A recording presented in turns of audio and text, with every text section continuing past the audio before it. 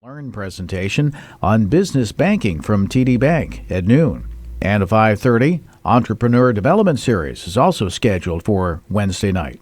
Haverhill business owners from Cakes by Aaron, 1620 Workwear, and Alpha E Consulting are scheduled to present during a Friday, May 10th roundtable from noon to 1:30, with lunch provided to all attendees. And all events are free with the exception of a social media marketing workshop on Thursday, which carries a $10 fee for chamber members and $20 for non-members. Advance registration for all Small Business Week programs is requested by visiting haverhillchamber.com. And Haverhill had a very special guest step up to the plate at Riverside Stadium Fields on Saturday to mark opening day for the Riverside Baseball's 2019 season. None other than Wally the Green Monster, the Red Sox mascot. And joining him to throw out the ceremonial first pitch during the morning festivities was the city's longest-serving mayor, James Fiorentini. 400 Little Leaguers, comprising 52 teams from across the city with players aged 4 to 14 spread out across the stadium once the rain let up to enjoy a morning of family-friendly fun.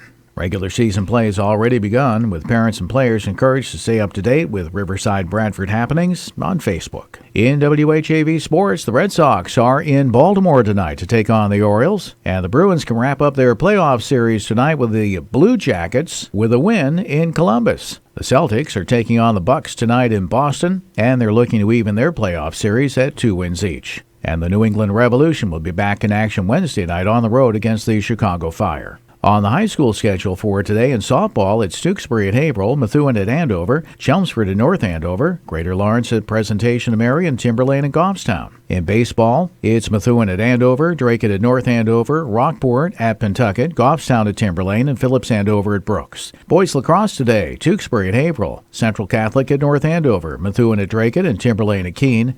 And in girls lacrosse today, Drake at Methuen, Haverhill at Tewksbury, North Andover Central Catholic, Pentucket at Masconomet, and Central Catholic at Timberlane. Remember, WHAV is the only Haverhill-based news source, and there's always more at WHAV.net, where you can sign up for free digital news headlines. From the Edwin V. Johnson Newsroom, this is Wynn Damon. From Feature Story News in New York, I'm William Denzelo. 1 million animal and plant species are at risk of extinction, according to a report published on Monday by a global committee of scientists. Passengers on board a Russian plane say it was struck by lightning moments before it crashed. 41 of the 78 people on the Aeroflot jet died. And the US is deploying an aircraft carrier and bombers to the Middle East to send a clear and unmistakable message of US resolve to Iran. Wave weather!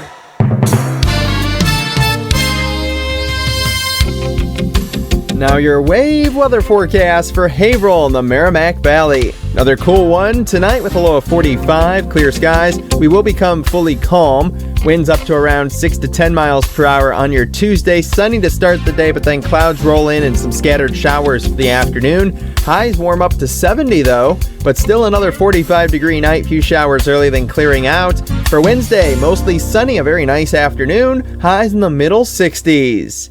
I'm WHAV meteorologist Brian Ivy. Your next wave weather in 30 minutes. Local information and the best music. This is Public Radio for Greater Haverhill and the Merrimack Valley. 97.9 WHAV.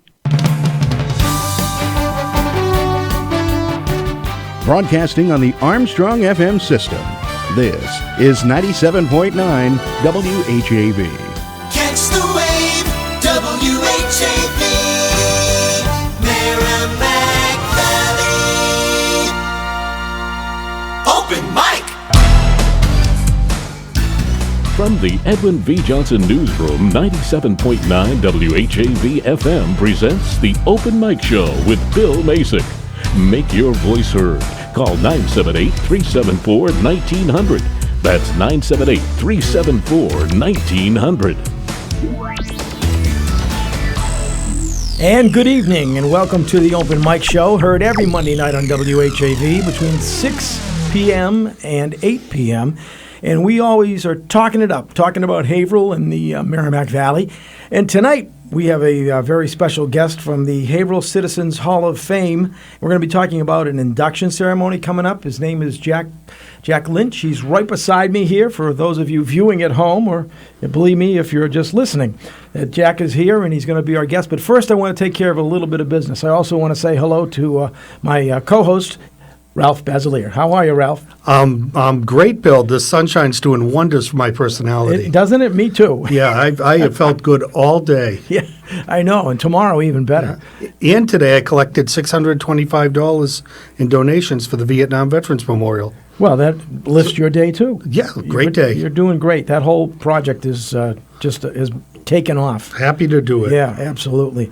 Okay, a few little bits of business here I want to mention is that we always have our Albide's second generation Italian bakery cake giveaway. Now that is to somebody having a birthday next month, which would be already, it's June because we're already into May. So if you have a birthday or anniversary, or you know somebody who does, in the month of June, I'd like you to call and speak to our producer. Maybe if we have a chance, we'll slide you in on the air, but at least get that information in now. We draw the last Monday of the month. So the last month of May, we'll be drawing the winner for the June cake giveaway from Albide's second generation Italian bakery, located on South Main Street, right in the center of Bradford, with free parking right in front of their store. So go over and check it out even before you win. In case you don't win, it's a great place to shop for pastries and bakery goods. So don't miss it. LBD's second generation Italian bakery. Also, we have another special giveaway that we'll be doing later in the show. We have an Easy Way Cleaners $10 off cleaning certificate, and we're going to be giving that away too. So big night for giveaways here. Yeah, I like it. Yeah, I you like know, it if too. Someone wins that cake, they get to have their cake and then eat it too, correct? Right, that's right. Okay. And if they win the cake and they get the Easy Way cleaning certificate, which- they could then get themselves cleaned up in case they get messy That's right. with the For a cake. guy like me, that's a trifecta, because first I'd get the cake on my shirt, then I'd be on my way to the cleaners. Yes, I hear you. Okay, it's just about 6:11. Let's get started with our guest. How are you, Jack? Very good. Good. You? Thanks for coming in. This is a wonderful thing that you and your committee does for Haverhill, and I'm sure the research time is long and immense, right? Well, yes, it was in this case, but it's a lot easier now when I have the internet to depend on. It does, yeah. Certain things, the internet is good. Now, you have an induction ceremony for Maggie Klein coming up. She was a vaudeville star. And the induction ceremony is going to be at the Peddler's Daughter, 45 Wingate Street in downtown Haverhill. It's going to be coming up on Saturday, May the 11th, which happens to be this coming Saturday. Yes. Yep, and it's going to be at 4 p.m. So if somebody... I didn't know we had a vaudeville star from Haverhill. Yeah. Well, you should see the write-up, Ralph. Yeah, you ain't kidding. I should see and it. what she accomplished. And I'm gonna hand it over, let you have the mic a little bit here, Jack, and talk a little bit about Maggie. And also, if somebody would like to call and comment or have a question on the Haverhill Citizens Hall of Fame in general, or about this specific induction of Maggie Klein, if you'd like to weigh in or ask a question, call us at 978-374-1900. So, would you like to give us a little background on Maggie Klein? Okay, well, one of the reasons we're having it at the Peddler's Daughter is that she is the namesake of the Peddler's Daughter. Right, I read that, yeah. Her father was a peddler in the pre-Civil War days, and she was born just before the Civil War in 1857. Her father served in the Civil War, and he was captured and released after the end of the war. And he then went to work in the shoe factories, became a foreman, and as she got to be probably in her early teens, went into the shoe shops and quickly realized that wasn't quite the life she had in mind for herself, and she went to Boston, and she appeared in several burlesque houses, including the Old Howard. Yeah. Burlesque in those days wasn't like what we think now. It didn't involve striptease. It was Right. mostly dancing and can, that type of stuff. Right. And her parents didn't like the idea. It still wasn't the kind of a life that Irish Catholic parents wanted for their daughter. So, eventually she convinced them, and she joined a traveling vaudeville troupe and went on the road for a few years as a singer, and sang mostly when she was young then. And fit, and so she sang mostly Irish Colleen type ballads. Sure. And then she, after a couple of years on the road, she decided she'd be better off on her own, and she went to the big city and appeared in New York in a few Bowery saloons on the Bowery, which is where you had to start. And then she appeared in a legitimate theater in 1881 in Brooklyn, and she was noticed by Tony Pastor, who was later referred to as the father of vaudeville. He saw her act, and he lured her away to his new theater in the Rialto district on 14th Street. Sure. Yeah. And that theater of his, it shared the same building as Tammany Hall, which was the center of Irish political control in New York City. That's right. That's right. And so vaudeville was just becoming popular. Tony Pastor had cleaned up the Bowery, the kind of rowdy Bowery acts, and he tried to make it legitimate, and that's why he's considered the father of vaudeville. And some historians trace the foundation of vaudeville as a legitimate form of art to 1881, and coincidentally or non-coincidentally, that's when Maggie Klein started with Tony Pastor's theater. She performed most of the rest of her life there, most of her career there, she, as she got a little older, she started to put on some weight, and she decided these Irish Colleen, sweet Irish Colleen songs weren't appropriate anymore, so she started getting into the more raucous, brawling. Rousting them up, huh? Yeah. She get the crowd going. I'm getting more raucous and brawling too as I put on weight. Yeah. I like the line here in the write-up, Jack, that says she was dubbed the Irish Queen, and because of her physique, she was called the Brunhilde of the Bowery. Yeah, the Brunhilde is German opera. She very like Valkyrie. War. That's kind of the persona she. Now she was born in Haverhill in 1857. Yes. And legitimized vaudeville. You're looking at 152 years ago. Wow. Right? Or more, 62 years ago. Just doing some quick. She's a good choice for the Hall of Fame. Yeah, well, she's going in. Well, that's why she's been chosen. But it's amazing that the. So it wasn't my idea. Well, it's amazing to me that she wasn't chosen sooner before this. Yeah. But but she came down. Now, any roots in Haverhill still, or where she grew up? Do you have any of that info? I did not find anything. She had no. She was married, but she had no children. But she was one of 6 children. I found in the 1860 census there were 6 children under the age of 10, and her father, a year later, her father's off for the Civil War. So maybe that was why. Yeah. That maybe you figured that was an escape. Geez, I'd say maybe she went to Tilton and Moody, but I don't think those schools were even old enough. They weren't even old enough. She probably didn't. If she went any place, it was probably to the old Primrose Street School at Brick. There's a brick old schoolhouse there right by on Primrose Street, and it's still there. It's an apartment building.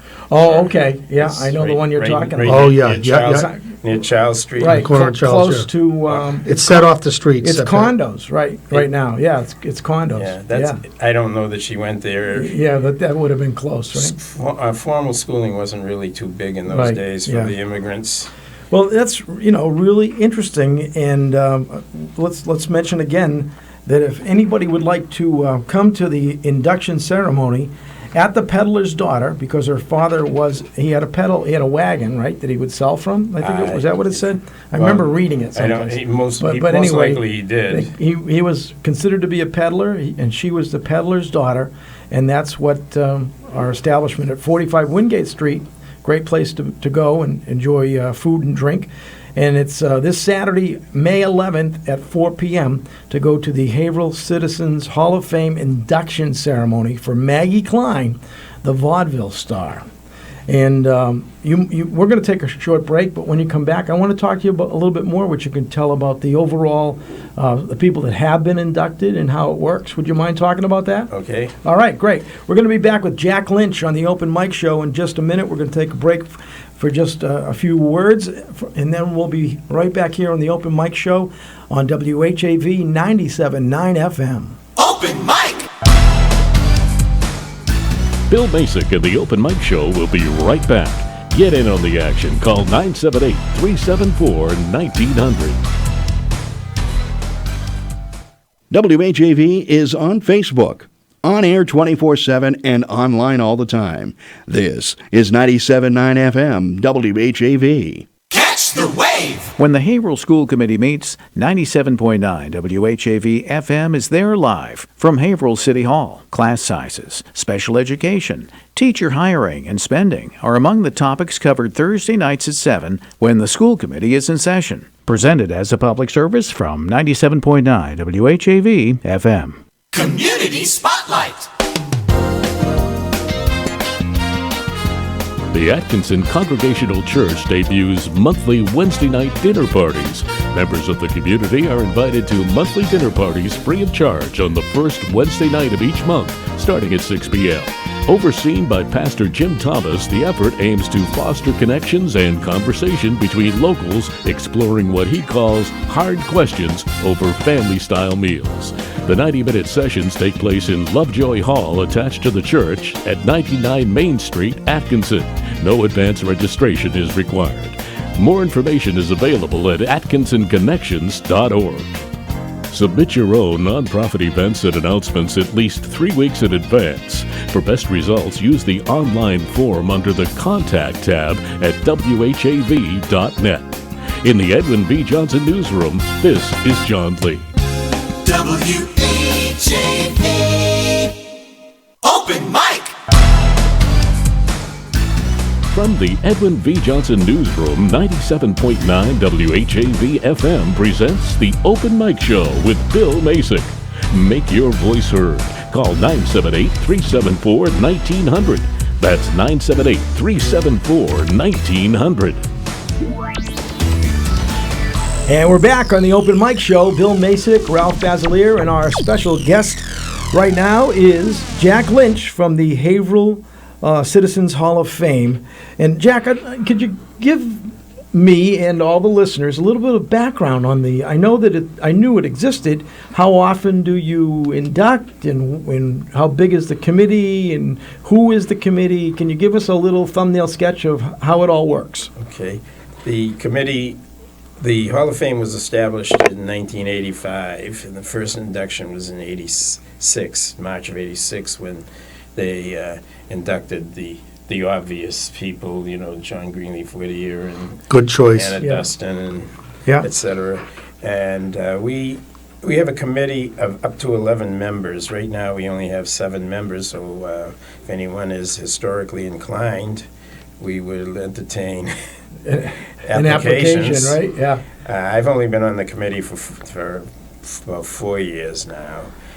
So we don't have a definite schedule that we induct so many people every year. Right, I didn't every 2 think so, years. right. We meet probably a half a dozen times a year, discuss the candidates, any possible candidates that we've come up with or that the public has submitted, which doesn't happen too often, although in the fall we're going to be inducting 2 people, one of whom was submitted by a relative. Sometimes they're submitted by people's relatives. Well, somebody has to know, right? But in the somebody case- has to kind of get the wheels rolling. Yeah, and like in the case of Maggie Klein, or our previous inductee was Harriet Atwood Newell, who died 212 Yeah, years I remember. ago. Yeah.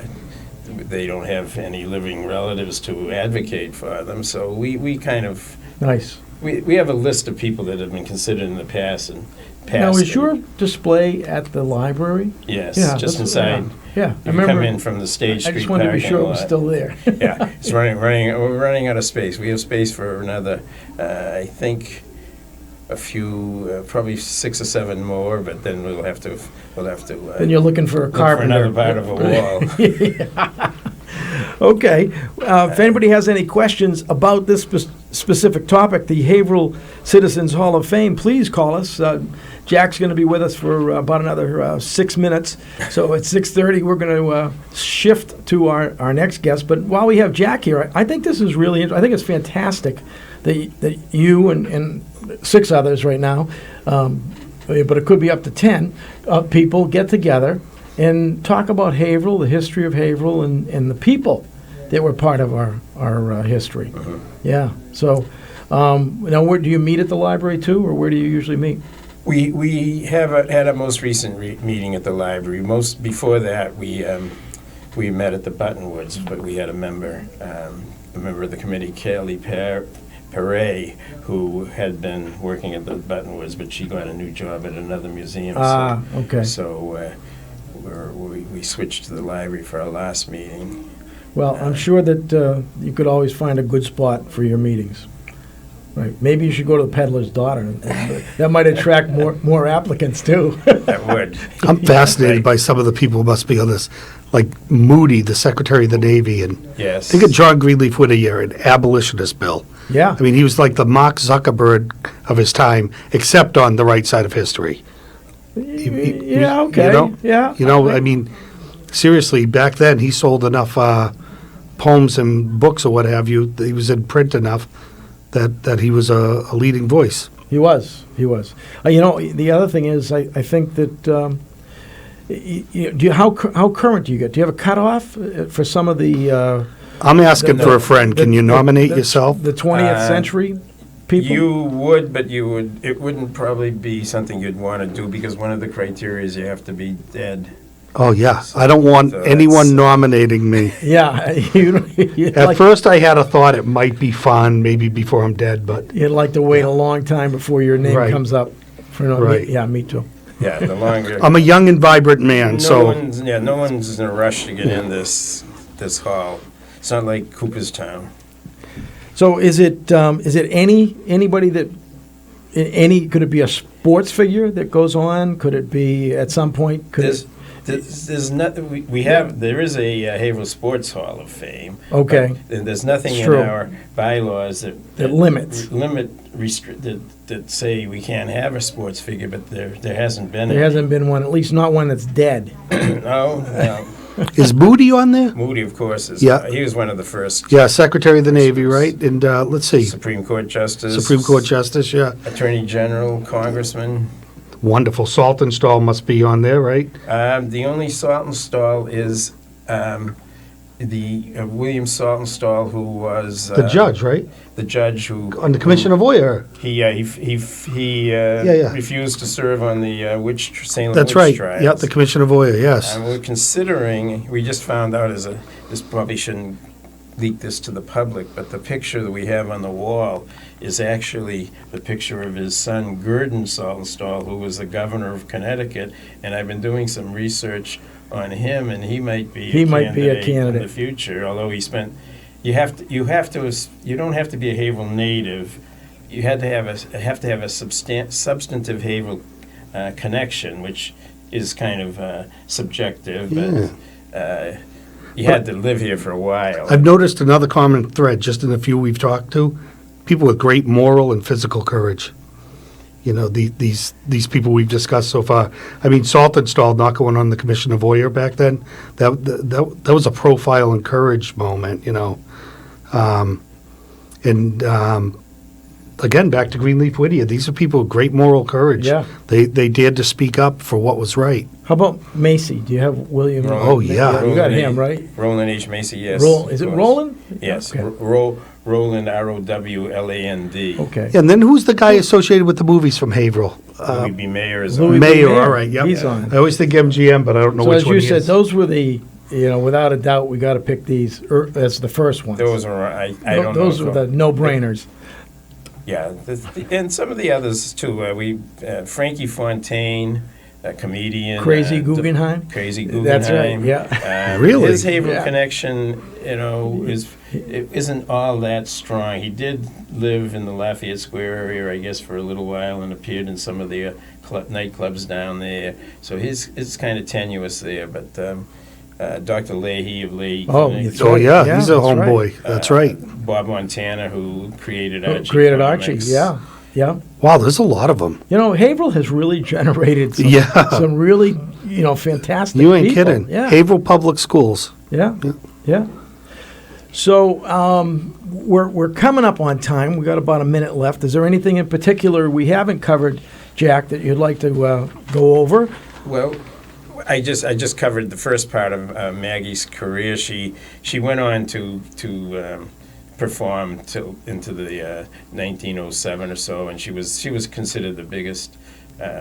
Not to make a pun on her size, but she was the leading Irish vaudevillian of the nation. She performed before three presidents, McKinley, Roosevelt, and Grover Cleveland. Wow. Wow. John L. Sullivan was a big fan, and I found something in my research that I'm going to spring on the people on Saturday, that she helped Houdini's career. No kidding.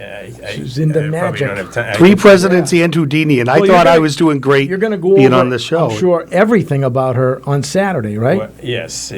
Yeah. Wow. I'm going to give a talk. So that's kind of the hook that we're going to try to get them to come to the That's ceremony. right. Okay. Yeah, there's a lot So more to there's learn a about lot her. more to I know. won't give And you're going to away. reveal it Saturday. Right. Yeah. Okay. And it's at Peddler's Daughter? Yes. Yeah, well, you know what? Know what I like about that place? They sell cold beer. Right. Yeah. The problem is, it hasn't been a problem in most of our inductions getting too many people there, but anybody who knows the Peddlers knows the seating is limited there. So Well, come we early may- and we get a may seat. have a problem. If not, it's standing room only, Standing room only's okay. and that's Yes. okay. So it's the Haverhill Citizens Hall of Fame induction ceremony.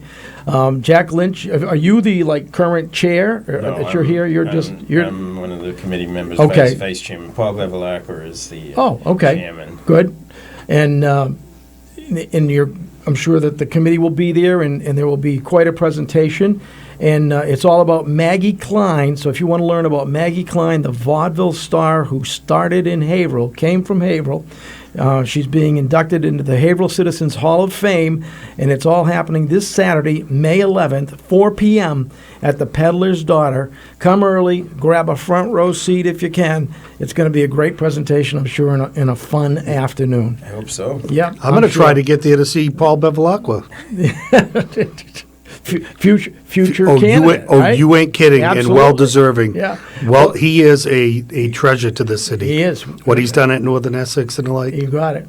All right, we're going to pause now for a word from some of our special advertisers or sponsors, underwriters here at WHAV, and then we'll be back with our next guest right here on the Open Mic Show on WHAV 97.9 FM. Open mic. Thank you. Oh, that was Bill Macek and the Open Mic Show will be right back. Get in on the action. Call 978-374-1900. It's 6:32. On air and online, all the time. 97.9 WHAV FM.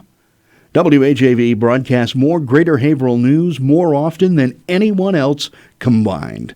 Support Haverhill-based news with your tax-deductible local support. Go to WHAV.net, click on the membership button, and thank you. From 97.9 FM, WHAV. In the 1964 movie Hush, Hush, Sweet Charlotte, Betty Davis's character gives her take on the marketing discipline of public relations. What is it you call your job? Oh, yes, public relations. Sounds like something pretty dirty to me. All joking aside, some businesses underestimate the value of good public relations, but it plays an outsized role in an organization's success. In fact, marketing guru Guy Kawasaki says it offers organizations among the highest returns on investment. Contrary to advertising, he argues, brands are built on what people say about you, not what you're saying about yourself. Underwriting nonprofit WHAV's local news and information service demonstrates your community goodwill and attracts loyal new prospects. Small dollars, big audiences, and giant results. Call 978-374-1900 for more information. WHAV is good PR. Wave weather.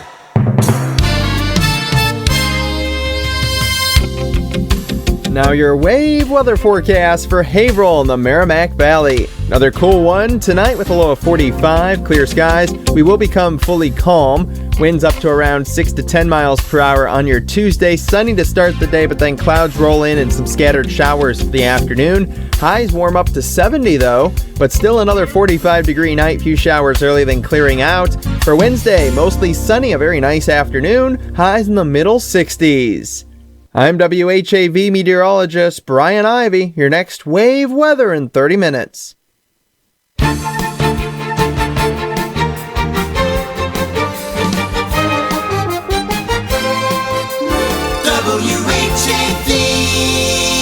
Open Mic.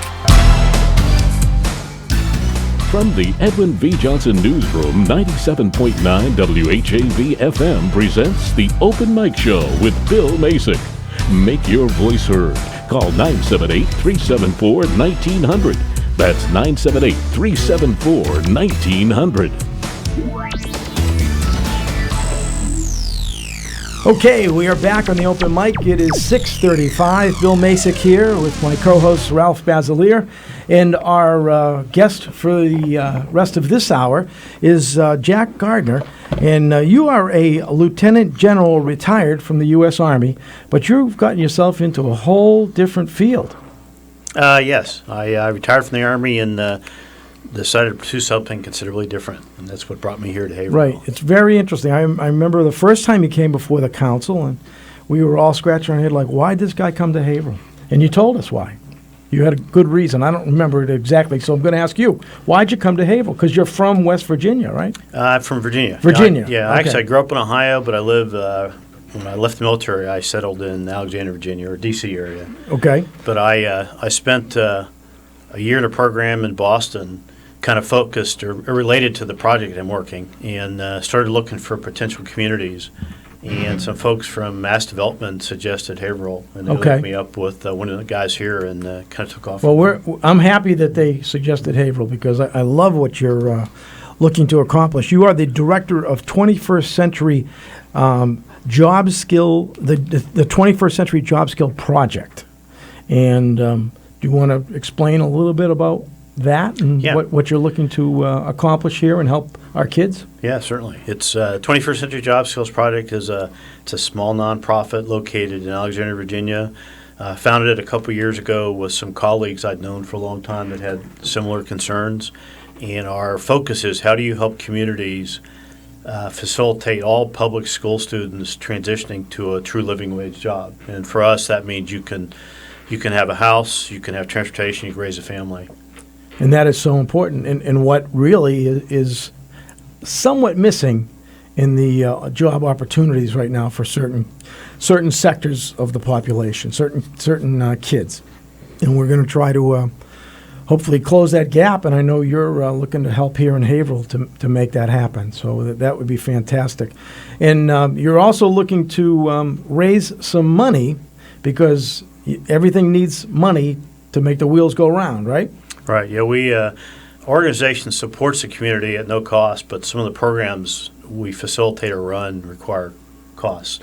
The basic components of our program, though, are to go into middle schools and high schools and brief students and parents, and try to reach the entire group of population of all the students and all the parents on career fields in the U.S., living wage jobs and occupations in those career fields.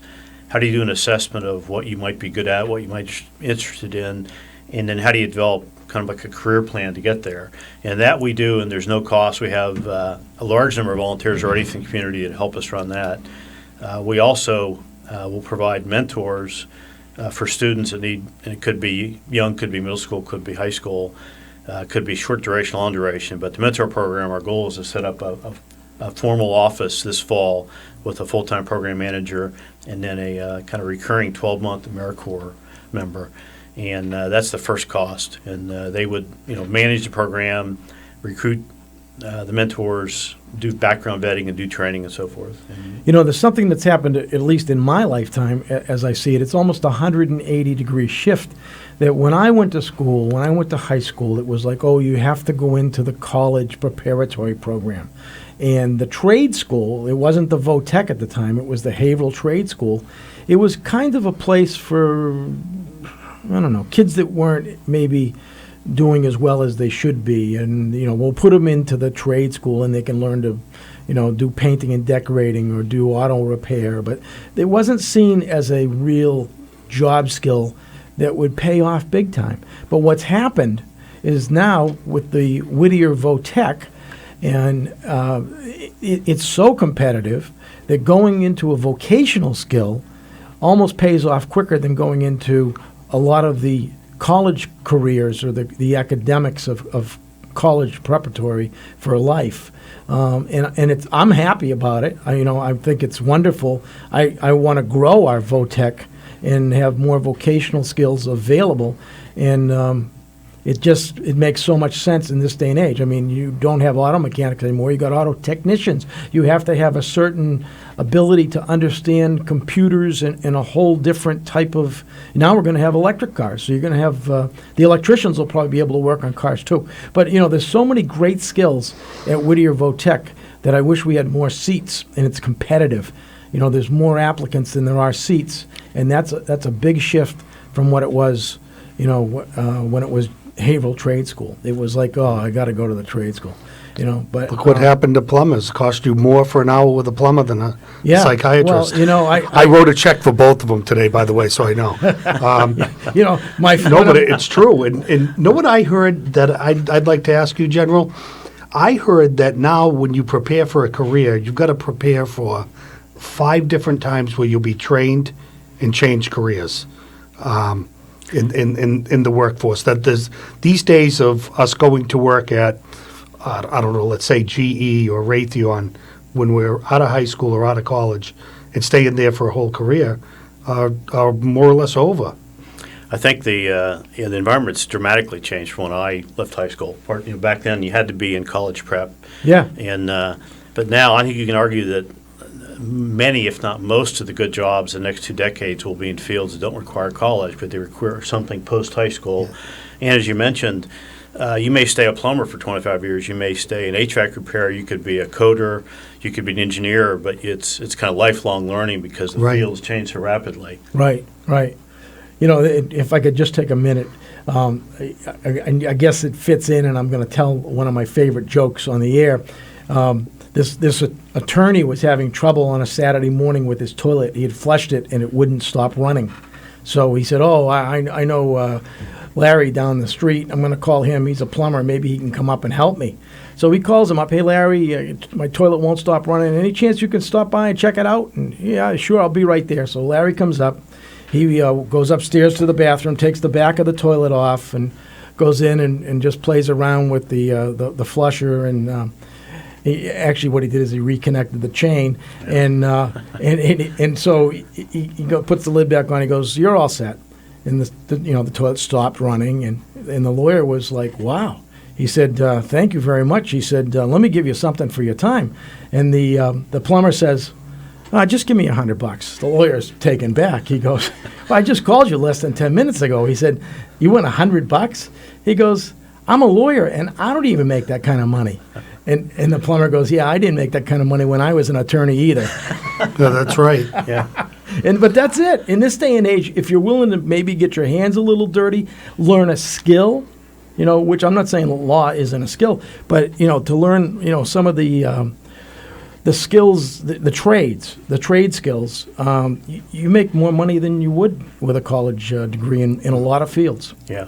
And I think something that's key is everybody's good at something. Everybody likes something. And how do you identify fairly early on what that is for you and pursue it? And it could be you want to be a neuroscientist with a lot of school, or you may want to be a machine tool operator or an HVAC repairer or a coder or a nurse, a range of things that, again, they require some post-high school training and education, but they're great jobs. If that's what you find fascinating, that's even better. And they're achievable by, there are 8,700 or so students in Haverhill Public School. That's achievable by all 8,700. Sometimes you think of something as a young kid, though, and it sticks and you can't get out of your head. I said in the 3rd grade I was going to be a disc jockey. Here you are. I said I wanted to be a sidekick on a radio show. There you go, Ralph. See? So dreams can come true. I wanted to be an Move astronaut. over, Tom Bergeron. He wanted to be an astronaut. Yeah, it didn't quite work out. You look like an astronaut, though, General, so you're halfway there. Yeah. All right, we're talking to Jack Gardner. We're talking mainly about his program. It's called 21st Century Job Skills Project. And he's here in Haverhill because he wants to help out the Haverhill school kids and try to help them find careers that fit for who they are and what their makeup is, what their likes are. And what can people do to maybe help you at this point? Or and where are you with? Well, you know what? We're going to take a short break because I don't want to get into something that might take a little longer than a few minutes. We're going to take our break right now, and then we'll be back talking to Jack Gardner a little bit more right up until 7 o'clock. And also, if you want to join us, 978-374-1900 on the Open Mic Show on WHAV 97.9 FM. Open Mic! Bill Macek and the Open Mic Show will be right back. Get in on the action. Call 978-374-1900. You're riding the local wave, 97.9 WHAV FM. And if you're listening on TV, it's compliments of the board, staff, and members of your local public access channel. Thanks for being tuned in to the Merrimack Valley's Wave, local news and the best music. 97.9 WHAV. How does one man get himself into so many impossible situations? This is a question you'll probably ask yourself when you follow another hilarious adventure of Throckmorton P. Gildersleeve. Yes, Gildy's eye for the ladies and his impulsive temperament managed to entangle him in a web of riotous circumstances. Join the romantic water commissioner, his neighbors, Judge Hooker, Mr. Peavy, and all the loyal Gildersleeve household as they romp through another episode of The Great Gildersleeve. Every Wednesday night at 10 p.m. and 1 a.m. on WHAV.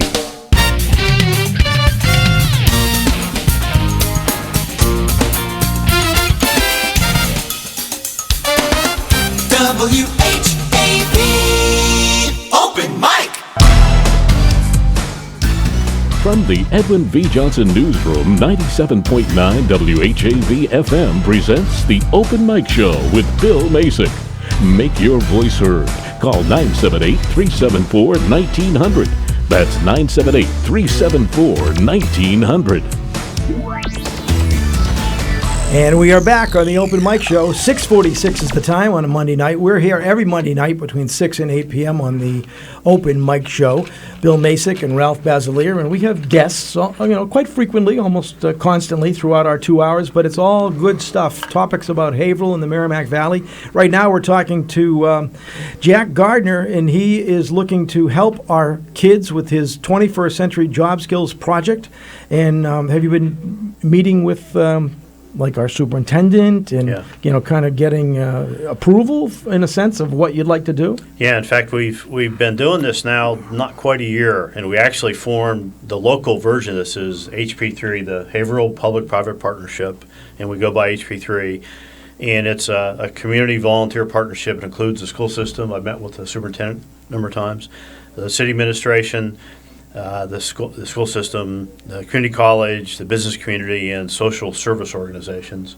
And that entity, there's about 50 organizations now, and it's got one goal. The sole goal is to facilitate every public school student into a living wage job.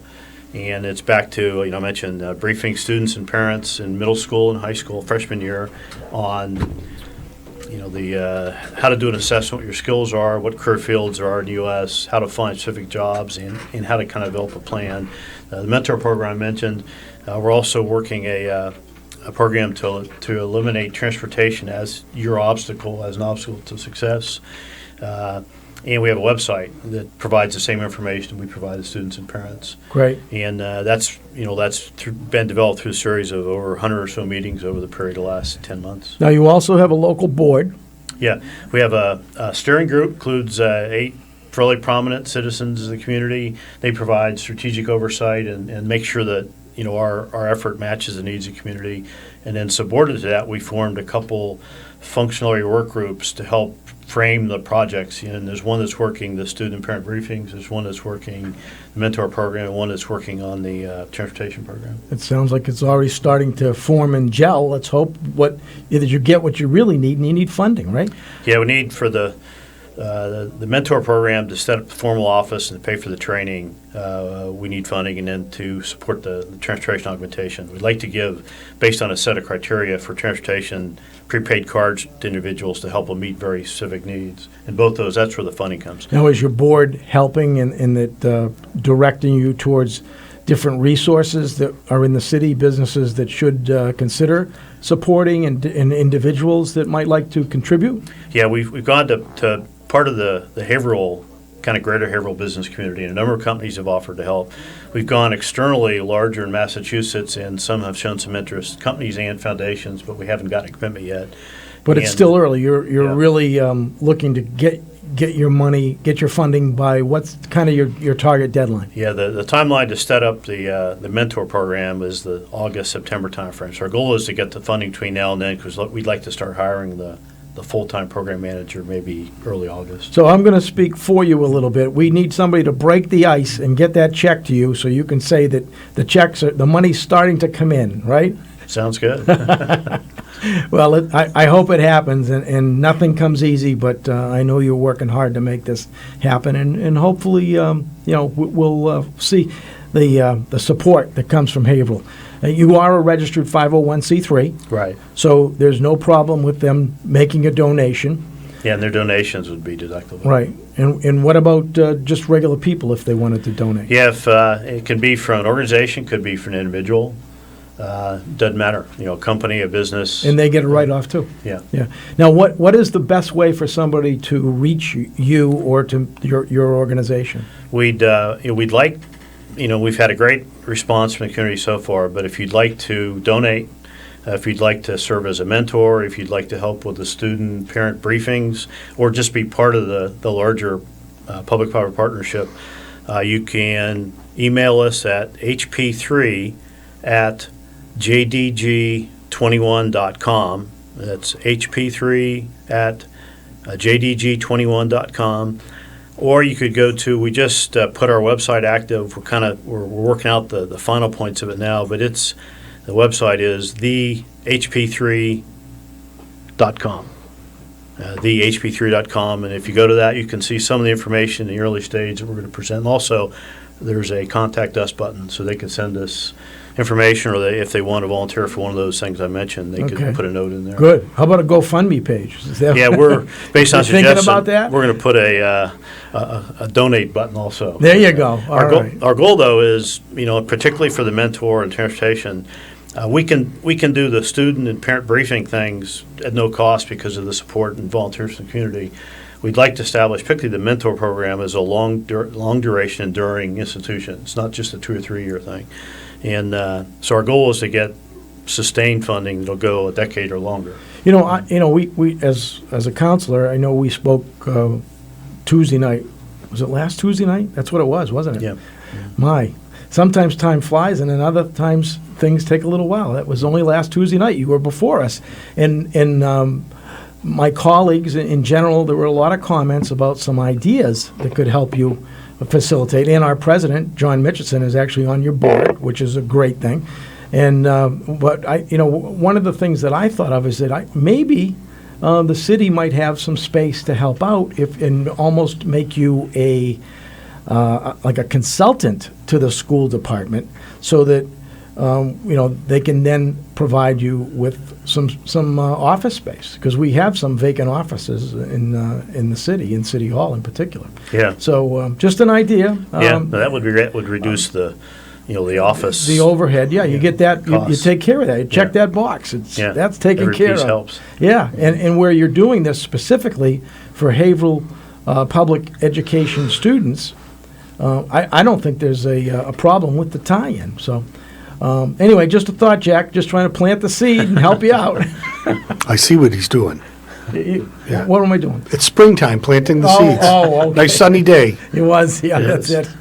Make hay while the sun shines, my friends. All right. So, Ralph, you have anything you want to add to this right now, or you want me to just kind of kick it along? Oh, kick it along. I'm very interested in this because we were talking off air about how I had read an article where in the future, job seekers, people coming out of school are going to have to be well-versed in critical thinking and independent decision-making.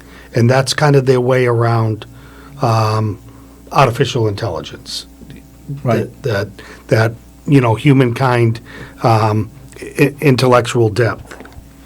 Yeah, I think, again, if you accept the fact that a large number, if not a majority of jobs coming down the road are going to be, they won't require college necessarily, good jobs, but they'll require post-high school training education.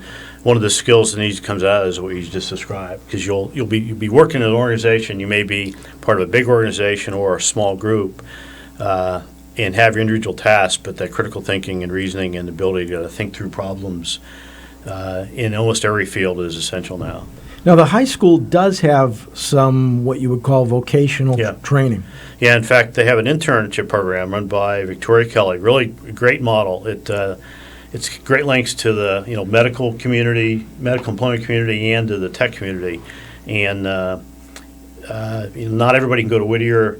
The effort run inside Haverhill High School is very good. Ideally, over time, could be expanded. Right. Our goal, though, is how do you make realistic, true living wage job opportunities available to everybody, all 8,700, and make sure everyone understands what the opportunities are, where they are, how they get there, and kind of how they develop a plan to get there, and then how does the broader community support and facilitate their success. And one thing I did mention, one of our other tasks as a partnership is once a year to bring everybody together and assess how are we doing, and if are there other obstacles besides mentor support and transportation and information that are obstacles to success, and how do you collectively then reduce those as obstacles to allow everybody to succeed?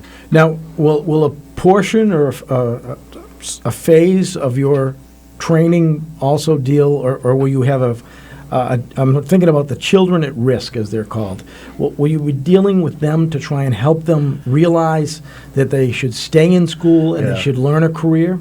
Yeah, part of the goal is can you intervene and get information to folks early enough so they recognize there's a reason to go to school. There are real opportunities out there. Yeah. And then also for those that are most at risk, whether they show a large number of absences early or some other. Do you assign a mentor that tries to identify what's causing that? How do you intervene early enough to help people succeed and help the student and the parents to realize if you stick with it, there are very specific, measurable opportunities, and that collectively we're here to help you succeed. So have you got a model that you'd like to follow as to what grade level, or how you will select the kids that you are, and will you be using high school rooms or middle school rooms, or will you be like an invited program for the kids? Yeah, the proposal now is we'll go into all the middle schools, do this once a year and spend a day with the students, and it'll be to brief them on the things I mentioned, also to bring in recent Haverhill graduates that are doctors and lawyers and plumbers and electricians. And then also for the middle school parents, have a couple sessions in the evening and on the weekends, and then also other venues so we capture all the parents and make sure they understand the range of opportunities and how we can assist. And then in high school, do it freshman year for students and parents, a very similar format. The mentor program, though, it's kind of a function of the school system and the social organizations. If they think, Jack may need a mentor in second grade, third grade, not middle school. Would that be one-on-one? Yeah, it'd be, the goal would be mostly to be one-on-one, and it could be, I'm a sophomore in high school, and I think I want to be a coder, but I don't know anything about it, so we link you up with a coder mentor for a narrow period of time. Great. Or it may be, my mom's working 2 jobs and doesn't have a lot of time, so Jack needs a mentor longer term through some milestone. It could be high school graduation. It could be a couple years later when I'm in a living wage job. Well, I really think you are on the cutting edge of where the future needs to go and address, and I think you're like a pioneer in wanting to create a way to get kids to grasp on to education and to realize how important it is to them in their future. And living wage jobs protect the middle class. That's right. And if you have a living wage job, you can be upwardly mobile. Yeah, absolutely. Now, the good thing is Haverhill is a great community, a lot of great folks, great organizations. A lot of the social organizations are already working pieces of this, so hopefully we can help kind of integrate all the efforts into one. And our goal is in 2-3 years to demonstrate measurably that we've dramatically, significantly increased the number of Haverhill students that make it to living wage jobs. And then we'd like to be able to sit here in 5 or 7 years. And I think I showed you guys at the council meeting tonight the bar chart of income distribution. That was people on the left-hand side of that chart. We need to move into the middle. Very interesting and very informative. Yeah. I think we can do that. I think there's enough community interest, and it's the right place to do that. So. Yeah. Well, listen, I want to thank you for coming in. Hopefully, we've gotten some other people interested in your project. It's called the 21st Century Job Skills Project. We've been talking with retired Lieutenant General from the U.S. Army, Jack Gardner. And I don't have it right in front of me, so you just give them one more shot how to get a hold of you if they'd like to. Also, I just want to say before I hand it over to you, they can contact me, and I will always pass along your contact information. Thanks.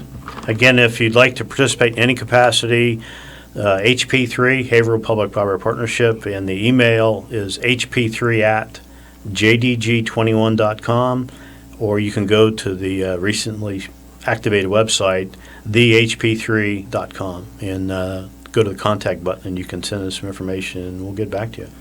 Thanks again, Jack. You're a godsend. Thank you. Bill. Appreciate I know you're going to work it out, and I want to be there to help you in any way I can. But people listening, I'm sure, are all going to get on board because this is a great thing you're trying to accomplish here for Haverhill High School students. Thank you. Thank you. Okay, that's going to wrap up this hour of the Open Mic Show. We've got another hour to go. Every Monday night, 6 to 8, it's the Open Mic Show. Bill Macek and Ralph Basiliere, along with special guests, like we just heard a couple of them in this first hour. We've got the Haverhill Cultural Commission coming in to talk about their big event that's coming up on May 15th. Right here, you can hear more. Don't go away. Right here on WHAV 97.9 FM. Open Mic! Bill Macek and the Open Mic Show will be right back. Get in on the action. Call 978-374-1900. It's 7:01. WHAV LP Haverhill.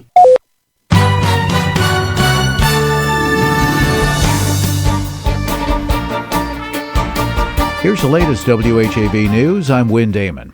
3 weekend accidents, Friday, Saturday, and Sunday, have claimed the lives of 2 Haverhill residents. 72-year-old Robert Bergeron of Haverhill died Friday night after being struck by a vehicle just before 8:30 while walking near 61 Canosa Avenue. And 23-year-old Devonna Walker of Haverhill was killed around 6 o'clock last night after the Toyota sedan in which she was a passenger collided with a 2004 Chevy Blazer on the Haverhill-Methuen line. Methuen Police Chief Joseph Solomon said it appears the Toyota heading towards Haverhill crossed the center line and struck the Blazer head-on. The driver of the Chevy, a 63-year-old Methuen man, and the driver of the Toyota, a 20-year-old Haverhill woman, were taken to Lawrence General Hospital with injuries that were not believed to be life-threatening. Methuen and State Police continue to investigate the crash scene along the busy stretch of road that carries traffic along routes 110 and 113. Merrimack Street was closed in both directions from Haverhill at Toby Avenue and Methuen at Brookdale Avenue. During Friday night's accident, traffic between Main and Webster Streets was detoured while Haverhill and State Police investigated. On Saturday night, the driver of an apparently stolen car was seriously injured after striking a light pole and signal control box in Methuen. Chief Solomon said an officer noticed a dark-colored sedan traveling fast just before 11:30. on Howe Street near Marshall Street, and a short time later the car was discovered crashed at the intersection of Jackson and Pleasant Valley Streets. The as-yet unidentified driver sustained serious injuries and was taken to a Boston hospital by MedFlight. As of yesterday, he was listed in critical condition. Methuen police believe the car was stolen after the driver broke into the home of a person he knows, and the incident is under investigation by Methuen Police Department's Criminal Investigations Bureau and the Massachusetts State Police Collision Analysis and Reconstruction Section. Haverhill had a very special guest step up to the plate at Riverside Stadium Fields Saturday to mark opening day for Riverside Baseball's 2019 season. None other than Wally the Green Monster, the Red Sox mascot, joining him throwing out the ceremonial first pitch during the morning festivities was Haverhill's longest-serving mayor, James Fiorentini, making for what player agent Jared Demling tells WHAV was a great day had by all. 400 Little Leaguers, 52 teams from across the city, players ranging in age from 4 to 14, spread out across the stadium once the rain let up to enjoy a morning of family-friendly fun, sponsored by the Haverhill YMCA, Kona Ice, Trinity EMS, and others. After Keegan Whibb sang the national anthem, the league recognized two of their own, Derek DeVoli and Matt Souza, for their commitment to the community and accomplishments within the league. According to Demling, Souza accepted an award from League President Randall George for starting up a Riverside Bradford Buddy Ball program, while DeVoli was inducted into this year's Hall of Fame for his service to the Board of Directors. Regular season play has already begun, and Demling says parents and players are encouraged to stay up to date with Riverside Bradford happenings on Facebook. Groveland voters going to the polls today to fill a vacancy on the Board of Selectmen, elect a town clerk, and make decisions about a new regional high school, marijuana stores, and whether the tree warden should be appointed. Groveland voters will also have to identify people to fill 4 posts where none have expressed interest in the jobs. After a dozen years as Groveland's town clerk, Ann Brody is stepping down. Vying to succeed her are Jack Bevilacqua, Norma Bird, Elizabeth Cuniff, Bonnie Wood, and Catherine Young. Groveland voters are also being asked to choose between Daniel McDonald and Kathleen Catronellis to complete the last year of an unexpired selectman's term of Lisa Dubé Carpenter, who resigned, and they'll also vote to decide whether William O'Neill wins another term as selectman. He's being challenged by Deborah Young. Other incumbents are running unopposed. An Haverhill Public School staffer and Northeast Regional School Nurse Consultant, Shannon Toulouse, is poised to bring expanded eye care to the city through participation in a new program backed by the National Center for Children's Vision and Eye Health. She tells WHAV that the program is called Better Vision Together, and it's a team-based effort where 8 groups across the country collaborate to brainstorm ideas and develop action plans to improve children's vision programs in at-risk and minority populations. Haverhill was selected in addition to teams based in California, Idaho, Texas, Arizona, Florida, and Minnesota. The city was awarded a $20,000 grant. Toulouse says she's using her platform to bring attention to the collaboration between Haverhill Promise and Haverhill Public Schools, which work together to get all children reading at or above grade level by the end of 3rd grade. And she explains that vision screenings and school readiness go hand in hand. While vision screenings and early identification of childhood vision problems are one focus of the project, eye exams and other comprehensive services are also key components. The Haverhill team is also concentrating efforts on parent education and outreach. In WHAV Sports, the Red Sox are in Baltimore tonight to take on the Orioles, and the Bruins are looking to wrap up their best-of-7 series with the Columbus Blue Jackets. They can do that with a win tonight in Columbus. The Celtics are home tonight to take on the Milwaukee Bucks, and a Celtics win tonight would even up their best-of-7 series to 2 wins each. And the New England Revolution will be on the road Wednesday night to take on the Chicago Fire. Remember, WHAV is the only Haverhill-based news source, and there's always more at WHAV.net where you can sign up for free digital news headlines. From the Edwin V. Johnson Newsroom, this is Wynn Damon. From Feature Story News in New York, I'm William Denslow. 1 million animal and plant species are at risk of extinction, according to a report published on Monday by a global committee of scientists. Passengers on board a Russian plane say it was struck by lightning moments before it crashed. 41 of the 78 people on the Aeroflot jet died. And the US is deploying an aircraft carrier and bombers to the Middle East to send a clear and unmistakable message of US resolve to Iran. Wave weather.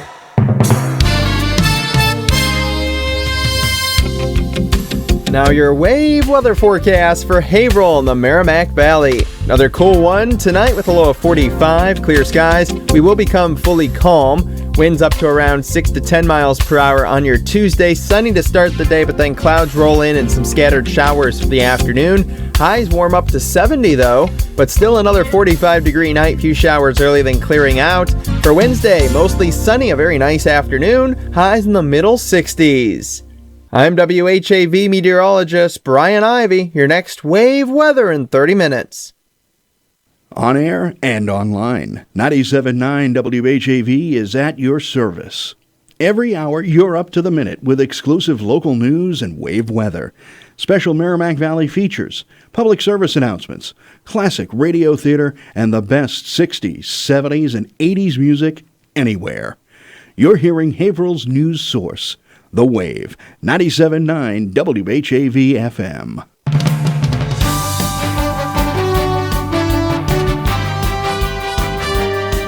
97.9 FM WHAV. Catch the wave, WHAV. Merrimack Valley. Open mic. From the Edwin V. Johnson Newsroom, 97.9 WHAV FM presents the Open Mic Show with Bill Macek. Make your voice heard. Call 978-374-1900. That's 978-374-1900. And we're back on the Open Mic Show. Bill Macek here. Ralph had to leave a little early, but that's okay because we have enough room for you all now. We have three people from the Haverhill Cultural Council, and we have Allison Colby Campbell, Hartel Johnson, and Nate Webster. See, I did them all and didn't even have to look, huh? I know these three people because they're good people, and they're helping the city in many ways, but in particular with the Haverhill Cultural Council. And who wants to tell the listeners and the viewers a little bit about what that's all about, the Haverhill Cultural Council? I guess I'll start. Okay. I'm Allison, and what we do as part of the Haverhill Cultural Council is we give grants to groups and programs that are brought into Haverhill to expand the cultural horizon of the city. And it's an inclusive and diverse group, and we look for programs that support that and to serve the highest number of people that we can.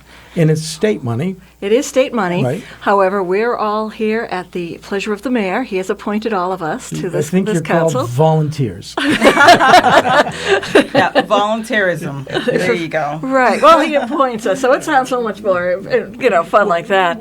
And he entrusts us with a substantial amount of money. But it's really a responsibility, too. Absolutely. To do it right and to do about the evaluations. How does that go?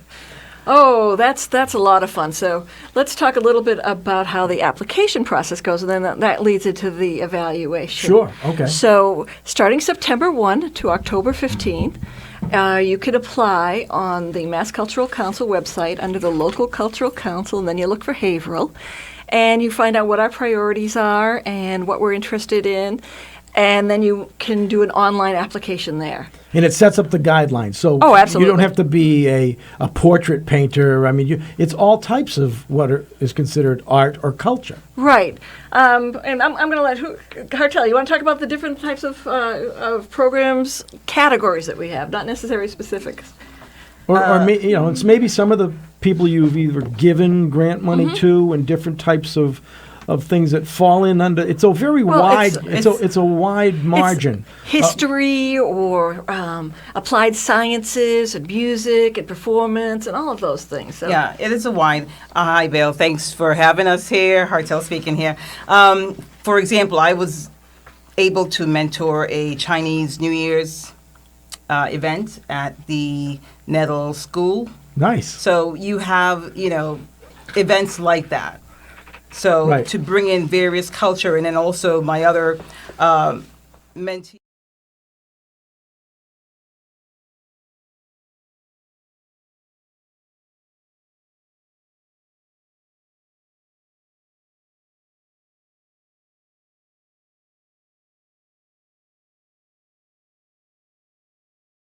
It would only fit if they were bringing a program to the public. Okay. So it's not just because you love to dance, you know. Or you're a good It's- dancer. Or you're a very good dancer. We're not awarding scholarships.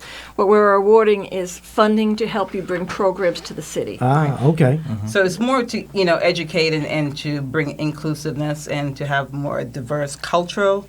So not just education, but And just spreading it to the city wide. Yeah. right. Yeah. Nice. Okay. So, Nate, what would you like to talk about? Well, a couple of the events or programs that I'm going to be mentoring this year is we have a curated art walk that's in downtown Haverhill, and that happens in September. We have a gentleman who wrote a Haverhill Veterans book. It's called From Concord to Kabul, and that was just put out, I think, last month. And some of the programs that I saw as either unique or diverse was the Labyrinth Project, the Tour of the Caribbean multicultural event. I want to go on that one. Yeah, the Chinese New Year, which I saw photos of that. That was really good. The Haverhill Through the Eyes of Ages, that's a good program because that is seniors creating artwork or art that they have put on display.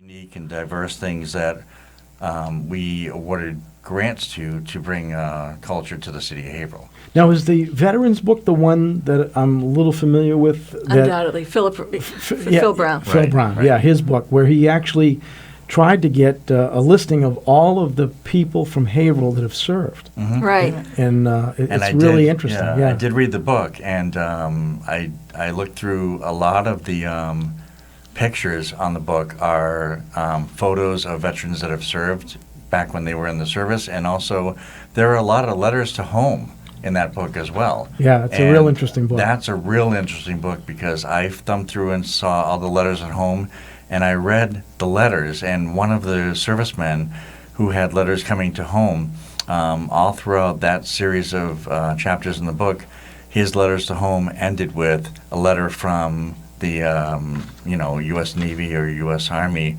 that he had been killed in action. So, Oh, yeah. I mean, so it leads up to, hi, Ma, hi, Dad, how's it going? Things are great here, blah, blah, blah. And then it leads up to, oh, how's things going in the hardware store and things like that.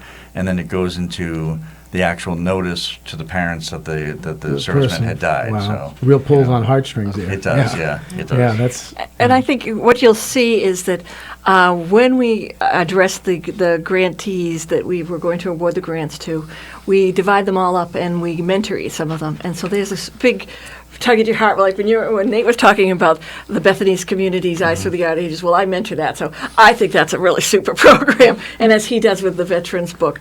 But we each mentor. I think some of us have 4 or 5 programs, and some of us have 2 or 3 programs that we mentor.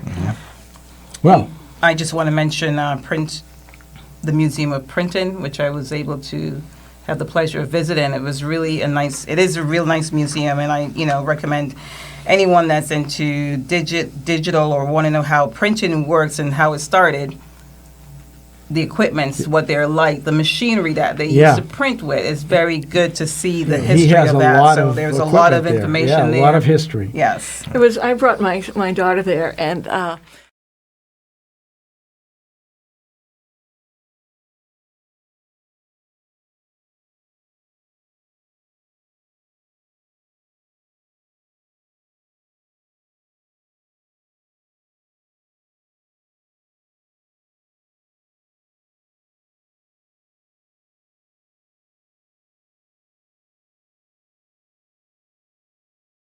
May 15th. May 15th. At 7 p.m. Yep. open to the public and free. At the Citizen Center. At the Citizen Citizen Center. Center, Yeah, yes. that's 10 Welcome Street. And it's at what time? 7 p.m. 7 p.m. 7 p.m. Yeah, 7 p.m. And that night will be comprised of what? What's Well, on what on we're the going to agenda? do is we're going to tell everybody who the grant recipients were for the year. In addition to that, we're going to have performances by some of our grant recipients, and that's very exciting. That is. And we have had the most generous community come out and donate to the event. Yes. So we've got food from Cedars Mediterranean, and we've got Benedetti's, Pizza de Forno, and we've got Maria's Family Restaurant. Yeah, Maria's Family So you know Restaurant, the food's good. And then Food's we've good. got And it's Hidden all Heart free? Cakes, It's and all it's free. free, right? It's free to come on down. Yeah. And So thanks to all Nice. the donations. That's not very common anymore. No, it's not. And we also had people that have donated their time and effort to us in other ways. Focadelica, Shauna Kelly, she created our program. Paige DeRosa Walsh, she created our program calendar, which is the calendar of all the events throughout the year. And then we have River's Edge, one of our grant recipients, who's going to be our official photographer for the night, and he's a photographic society. That's what his group is. Yeah, Nice. yeah, that's all good stuff. Yeah. Our And don't producers forget telling us. Battleground. Thank you, Battleground. I love Battlegrounds. I was in there Maybe I was this just trying to hide afternoon. that so I could have it all myself. I had a cup of their coffee earlier this afternoon. Yeah. So anyway, we are being told by our producer we have to take a short break, so we're going to take a short break, but we'll be back with more from the Haverhill Cultural Council right here on the Open Mic Show on WHAV 97.9 FM. Open mic. Bill Macek and the Open Mic Show will be right back. Get in on the action. Call 978-374-1900. Boston stations aren't tuned into the Merrimack Valley, but you are. 97.9 WHAV has your local wave weather around the clock. Keep it on 97.9 WHAV. Catch the wave. Melinda's Garden Moments help gardeners create and maintain a healthy, beautiful garden with ease, inside or out and all year long. This is Melinda Myers, inviting you to tune in every weekday morning right here on WHAV. You'll learn creative ways to grow your own vegetables and herbs while beautifying your landscape. Eco-friendly lawn care, flower garden design basics, unique container gardens, attracting birds and butterflies to the landscape, and much more. Again, please join me weekday mornings for Melinda's Garden Moment for a very environmentally friendly approach to gardening. Remember, only local radio can bring you this feature opportunity, but only WHAV does. Community Spotlight. Massachusetts native and Olympic ice skater Nancy Kerrigan is headed to the area on Wednesday, May 8th for a dinner and autograph signing for locals at Tuscan Kitchen, 67 Main Street, Salem, New Hampshire, from 5 p.m. to 7 p.m. Tickets for the Merrimack Valley Chamber of Commerce sponsored event are $35 and are available by calling 978-686-0900. Meet Nancy Kerrigan, Sunday, May 8th from 5 till 7 p.m. 978-686-0900 for more information. And submit your own nonprofit events and announcements at least 3 weeks in advance. For best results, use the online form under the Contact tab at WHAV.net. In the Edwin V. Johnson Newsroom, this is John Lee. WHAV. Open mic. From the Edwin V. Johnson Newsroom, 97.9 WHAV FM presents the Open Mic Show with Bill Macek. Make your voice heard. Call 978-374-1900. That's 978-374-1900. And we're back on the Open Mic Show, and we're just chatting it up here during the break. I'm here with members from the Haverhill Cultural Council, and we're talking about their big event, which is coming up on May 15th, free at the Haverhill Citizen Center. Starts at 7 o'clock. Lots of good free food, too, from many of the well-known established Haverhill restaurants where you got good stuff coming. And you're going to have both talent there and exhibitions of some of the award winners. You'll be announcing all of the grants that are being given out. So that's a big night. That's coming up Wednesday the 15th, a week from Wednesday. We want to see everyone there. You can RSVP by going to haverhill.grants@gmail.com. Sounds good. Now, Hartel, you were also, you got some other things you want to talk about that the Haverhill Cultural Council is doing. You want to start going into that area? Are you going to let them know our big secret announcement? Well, I was going to go into like the various programs that we have this year, which I thought was really good. So if I can talk about just a little, we got time right now. Give some highlight to some of the programs that we more or less allocate funds to. There was the Haverhill Veterans Book, which I think Nathan talked about.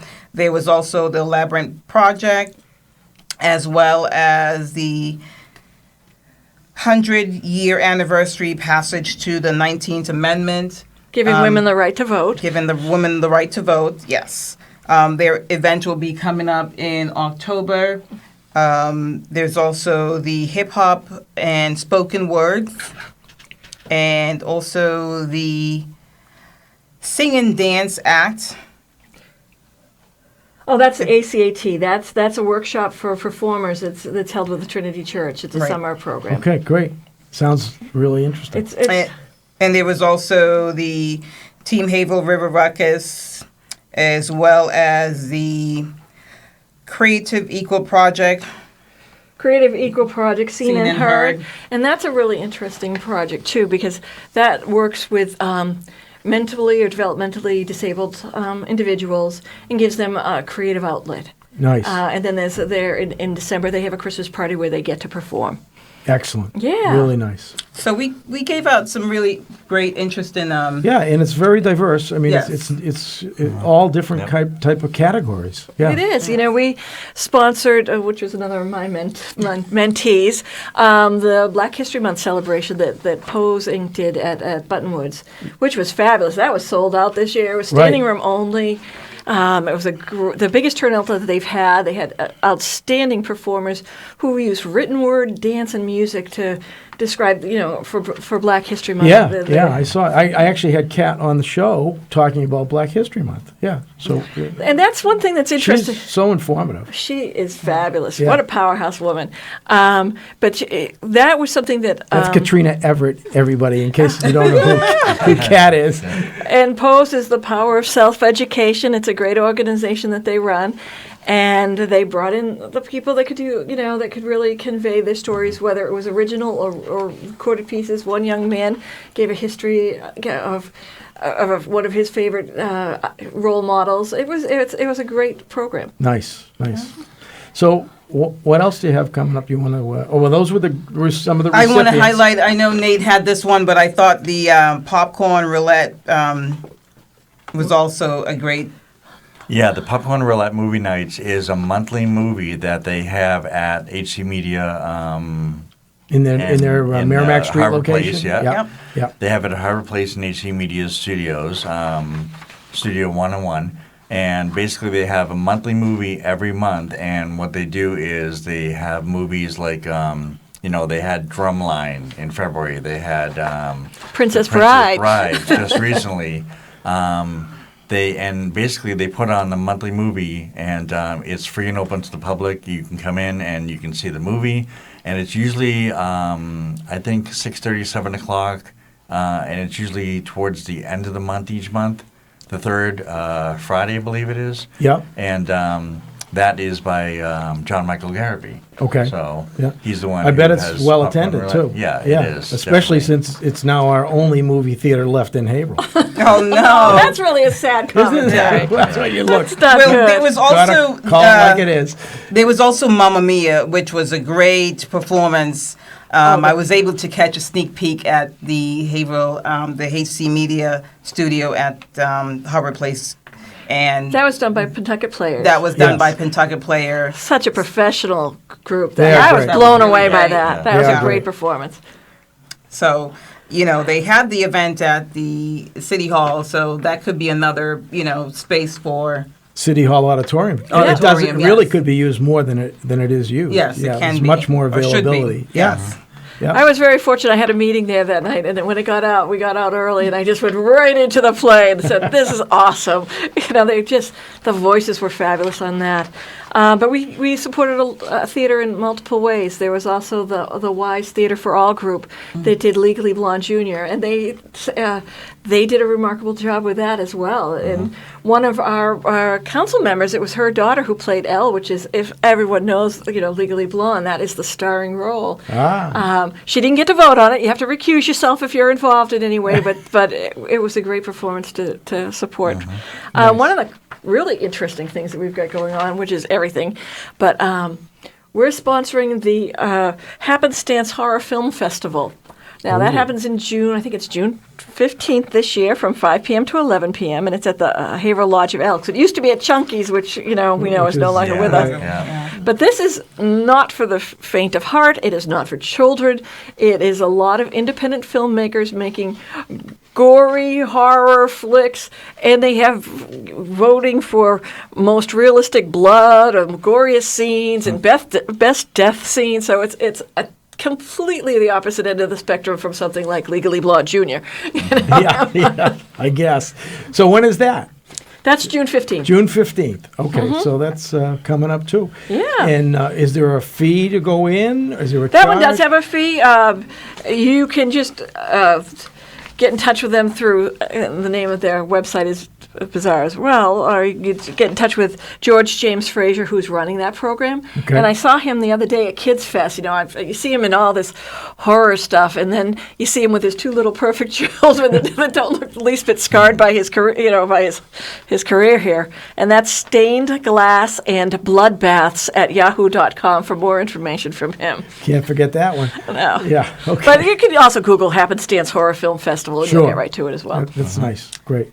Nate, So I was going to say, no, Nate, what are you, you're looking at something on that sheet.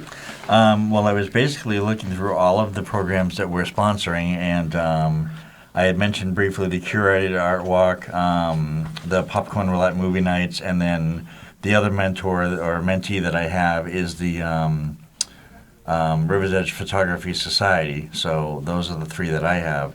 But obviously, River Ruckus is a yearly event that happens all the time. We did sponsor them as well. We sponsored the Christmas stroll, which I love going to every year.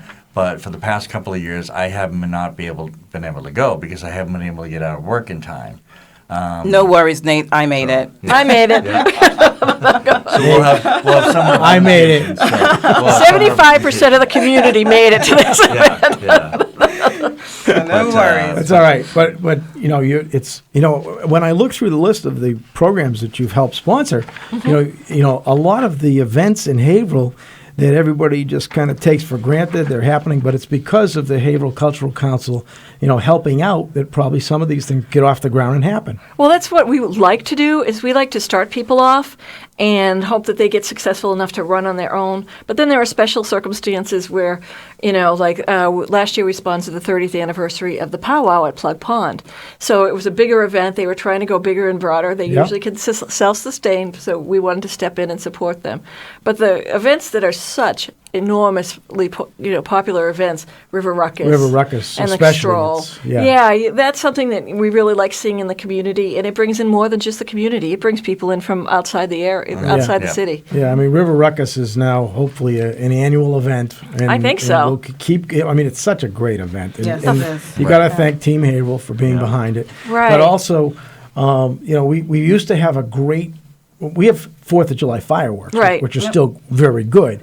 But we used to have the big event down at the stadium, and it's pretty much not the same as it used to be. So I think River Ruckus is now probably our top day event that we have, although there's many others that do happen through. The Christmas stroll is, of course, great. Yeah. I guess I can't pick one out, but there's a lot of great things that happen. Yep. And there's also another thing coming. What's coming? Soon. This is a big one. Okay, this is a Would big you one. like a drum roll? I Sound wish drum effect? roll for this one. Yay! All right, Hartel. So, over the years, Haverhill Cultural Council have, allocated funds to various events, and we haven't had a event of our own. For a while. It's been a few years. So we will be doing our first Multicultural Festival 2020. Okay. So it'll be in June of 2020. Okay, so you're really planning this one out. Oh, you have to. It's a big event. Big event. Okay, It's so a big event. and before you go any further, let me just put people on hold so they'll stay with us to get more information because we have to take a break. Our All right. producer says take a break. Got to listen to the producer. So we'll be right back on the Open Mic Show. We're talking to the Haverhill Cultural Council on WHAV 97.9 FM. Open mic! That was a good break. Bill Macek and the Open Mic Show will be right back. Get in on the action. Call 978-374-1900. It's 7:32. Boston stations aren't tuned into the Merrimack Valley, but you are. 97.9 FM has your local wave weather around the clock. Keep it here on 97.9 FM, WHAV. That we deliberate and achieve with wisdom and understanding, recognizing the rights of all of our citizens with full regard for the dignity and justice of the individual. Each week, WHAV News brings you live gavel-to-gavel coverage of the Haverhill City Council. Listen to 97.9 WHAV FM each Tuesday night at 7 when the City Council is in session from the Theodore A. Pelosi Jr. City Council Chambers in City Hall. Presented as a public service from 97.9 WHAV FM. Wave weather!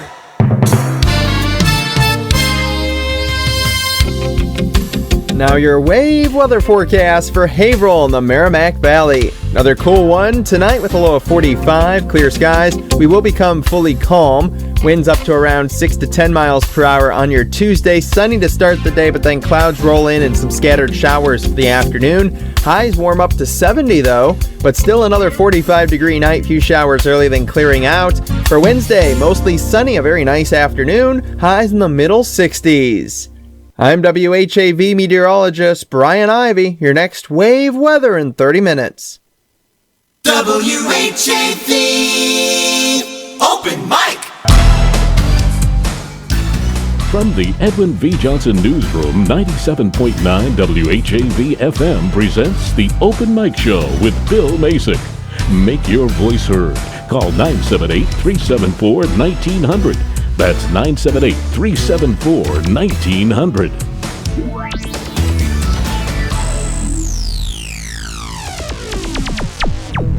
And we're back on the Open Mic Show, and we're deciding what we're going to next. Hartel, you got something you want to go to? Yes, I just kind of wanted to give just, aspiration as far as, with the Haverhill Cultural Council Multicultural Festival is to engage, inspire, and support. So we're looking to have a fundraiser this July, a kickoff fundraiser to help support our Multicultural Festival. Okay. For 2020. All right, great. You got my name and address. You can send me an app. I sure will. A ticket. I'll pick up my ticket to help support that because I think that's a great event. I love the fact that Haverhill is very accepting of different cultures, and that we don't really have districts where a certain culture stays or has to be, and we don't play that. Well, I know Haverhill's not like that. I know from here, in the past, here in various pockets of, the Irish, the Italian. There used to be, yeah. Used to be. But they did that. That was for in reason. the past. There was yeah. reason also when they did it. But now we're looking to bring in all those cultures into this festival. Great. So if you're Greek, Italian, Hispanic, Mediterranean, Hispanic, right. basically the world. Right. We want to be. We inclusive. want the world to come. We want the world to come. We want to be inclusive to everyone. All cultures. All cultures, and also I just wanted to say if you are interested in being a part or playing a big part in this event or a little part, just feel free to contact us on social media. We are Haverhill Multicultural Festival on Facebook. We also have email. You can reach us at haverhillculturalfestival@gmail.com. And we're also on Instagram as Haverhill Multi1 and also Haverhill Culture Fest 2020 on Twitter. So we are on the social media. So look us up, find us. If you're interested, feel free to email us. We will get back to you. Can you, Hartel heads this up, so this is a point of pride with her. So I just want you to go over, talk about your two biggest helpers that are not on the council. Oh, yes. I do have two volunteers, Tita, and I know I'm going to mess her last name up, so I don't even want to. It's a Greek name. So. Tita, as well as Helen. Tita is our project community coordinator. Community outreach, right? Yeah, she does the community outreach, and also Helen Sheehan is our project coordinator. So she'll be coordinating the project in various aspects of this event. So a big thank you to Tita and Helen. Helen, yes. Right.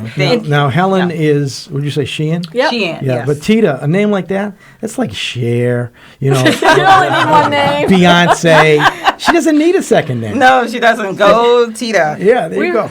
We were at a meeting the other day, and she brought up the most interesting point. They had sent out a survey to see how many different nationalities wanted to be represented, or how many are represented within the city. Yes. And it was over 80, I think she said. Yeah, we have quite a few representation of various cultures within Haverhill. That is great. To hear. So we want to have this festival highlight the various cultures that are in our city. Right. Haverhill is very big city as well as very diverse city. So we want to highlight that and showcase that. So if you have, your country that you're representing, whether you're in the North or South America, Central America, Europe, and Asia. Oh, and somebody said Australia as well. By all means, Africa, by all means, feel free to email us and let's put on a fabulous festival. Now, have you got anything you could talk about? Like, have you got a plan where it will be? Well,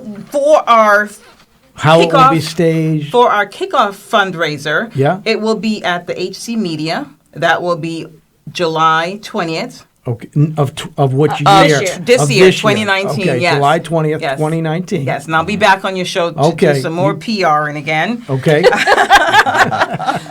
Anytime. And, as far as our act, we have so far lined up, we have three of our best. I can't give you the names just yet. This will be That's a little all right. teaser. You can tease. But we have three of our homegrown artists that will be singing country. At the fundraiser, right? At the fundraiser. This will be country singer, a soulful R&B singer, and a gospel kind of inspirational singer. Neat. That's Yeah. great. That's great. So if you have talent and you would like to showcase your talent, feel free to hit me up on Facebook. I'm trying to figure where am I? I'm all over the place. Instagram is Hartel Johnson. You'll find me on also the Haverhill Culture Festival at Gmail as well. Great. Now, what if somebody just Googles Haverhill Cultural Council? Will they be able to find it? Yes, they will. They will be able to find our Facebook page. Click on something. Yes, you can definitely find Haverhill Culture Multicultural Festival on Facebook and Instagram as well as on Twitter. Yeah. And I think one of the things that's really cool about the festival is that we're bringing forth the things that everybody likes best. It's art and music and food. That's it. Okay. We have a caller on hold, so why don't we go to that call, and hopefully he'll be asking a question about the Haverhill Cultural Council. Hello, caller. Yeah, this is Dr. Gerard Boucher.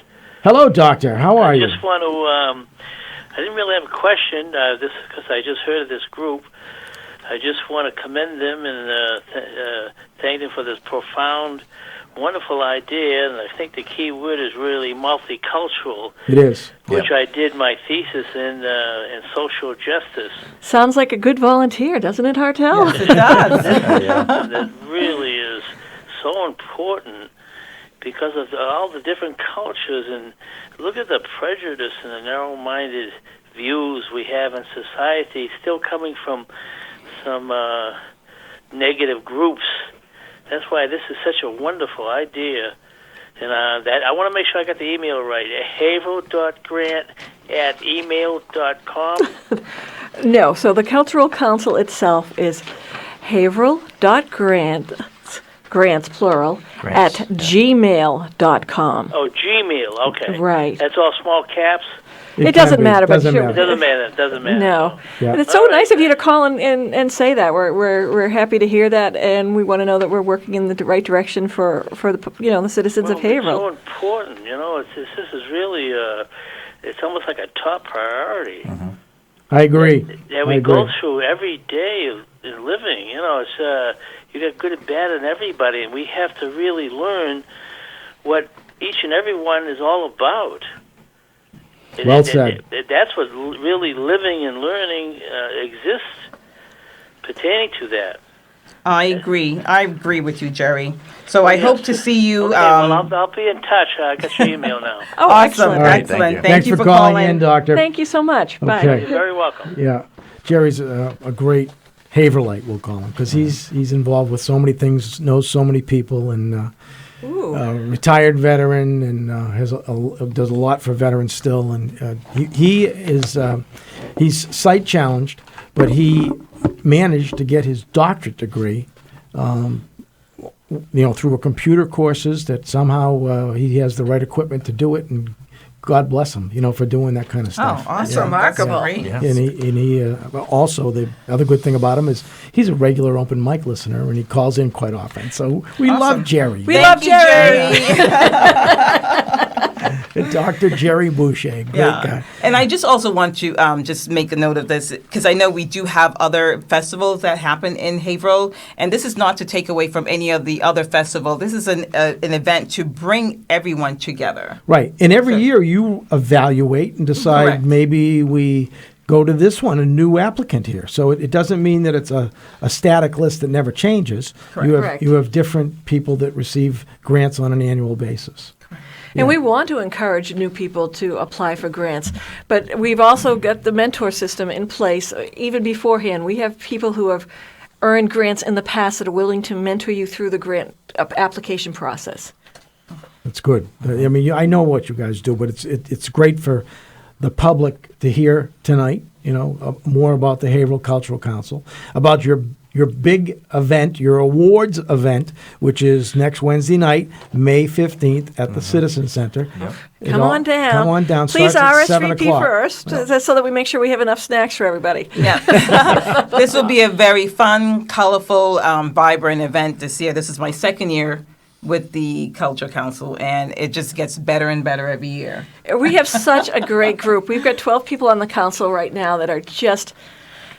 It's just such an energizing group, and it's well, it's work, but it's fun. It's work and it's fun, and as the chair, you can only hope to have the people that we have here. So we've got this. You've got the officers here. I'm the chair. Hartel is the vice chair. Nate is our wonderful treasurer. So when you get your reimbursement, he's been a big part of that, and also our PR guy. Yep. Don't upset Nate because he has to sign the check. We have Caitlin Wright, who is our secretary. Yeah. And then we've got Ruby Lyons. We have Stephanie Garofalo, Maura Tucker, Stephen Arnold, Susan Kane. You're already on there. Maura Tucker. We said that one. We've just Lumby Tashi and John Bazell, who's our new member. Yes. He's our newest member in the group. But they're always, we're always looking for new members, and you apply to be part of the council by chatting up the mayor. Contact the mayor's office. Contact the mayor's office, and they'll tell you how to get involved. That's great. All right. We're going to take one more short break, and then we're going to go all the way till 8 o'clock right here on the Open Mic Show. We're talking to the Haverhill Cultural Council on WHAV's Open Mic Show at 97.9 FM. Open Mic! Bill Macek and the Open Mic Show will be right back. Get in on the action. Call 978-374-1900. This time could have been your time. Support 97.9 WHAV local service with your announcement on FM radio. Go to WHAV.net and click advertising to reach thousands of new customers. On air 24/7 and online all the time. 97.9 WHAV. Did you know radio still reaches more than 93% of people of every age? every week. It's a fact. 97.9 WHAV, Merrimack Valley audience averages 93% of everyone.